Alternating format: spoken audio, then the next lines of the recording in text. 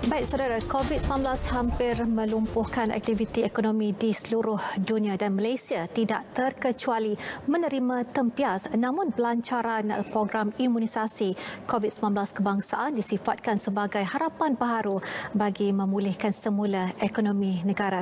Kita ikuti laporan khas setahun Malaysia Prihatin yang disediakan wartawan Asni Fatin Anwar.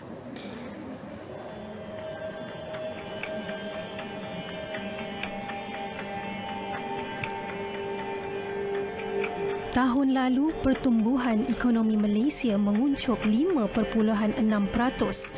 Meski ia antara kadar terendah pernah dicatat, namun lebih baik berbanding unjuran awal kebanyakan organisasi antarabangsa. Kini dengan kehadiran pemangkin baharu, vaksin COVID-19, prospek ekonomi negara tahun ini dijangka lebih baik. Vaksin COVID-19 ini jelas mempunyai hubungan yang begitu rapat kerana kita bercakap berkenaan dengan untuk menyeimbangkan antara kesihatan dan juga ekonomi. Jadi sememangnya untuk kita nak memfokus kepada ekonomi, kita perlu memastikan bahawa jangkitan pandemik ini dapat dilandaikan. Keluknya, tanpa adanya vaksinasi ini, agak sukar untuk kita nak membuka semula ekonomi kita, dan ini semestinya memberi kesan langsung kepada perniagaan-perniagaan industri yang sudah begitu terjejas. Menerusi program imunisasi COVID-19 kebangsaan, risiko jangkitan dijangka lebih rendah, terutama selepas negara mencapai imuniti kelompok.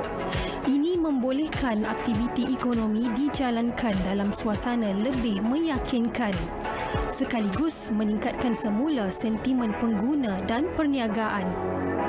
First, the outlook for external demand is stronger compared with last year, with positive developments surrounding the rollout of vaccine. The current MCO is expected to have a smaller impact compared to last year's MCO. In particular, more industries such as manufacturing and construction are allowed to open. This will ensure continuity in most businesses' operations, and this will support economic activity and household income.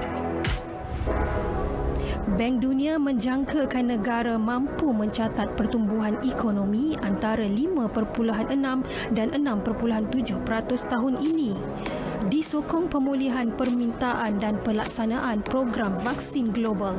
Manakala agensi penarafan kredit Moody's mengekalkan penarafan Malaysia pada tahap A3 dengan unjuran stabil pada Januari lalu. Mana-mana negara yang keluar daripada krisis COVID-19 dengan cepat, ekonomi negara mereka lah yang akan bermula ataupun rancak dengan cepat. Jadi sudah tentu Malaysia juga mahu tidak mahu ketinggalan, ya. Kita juga mahu segera menamatkan krisis COVID-19 supaya ekonomi kita juga akan bermula dengan cepat, dan saya jangkakan itu akan berlaku pada separuh kedua tahun 2021. Pada suku ketiga lah tahun ini, mungkin mulai Julai, maka ekonomi akan berakhir pulih secara besar-besaran apabila jumlah yang telah divaksinkan ataupun diimunisasikan telah bertambah. Suntikan fiskal dan monetary kepada ekonomi masing untuk membantu, seperti Thailand dan pelbagai lagi. Jadi semua ini gabungan antara bantuan kesihatan dan bantuan keuangan diharapkan membantu ekonomi kembali pulih. Kehadiran vaksin COVID-19 sememangnya dinanti-nantikan dan membawa harapan keadaan mampu kembali normal selepas ini.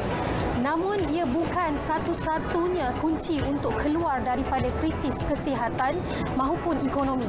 Sebaliknya, setiap individu perlu memainkan peranan dalam menangani wabak COVID-19 yang akan menjamin kehidupan lebih baik dan memastikan ekonomi kembali seperti sedia kala. Asni Fatin Anwar, Berita RTM.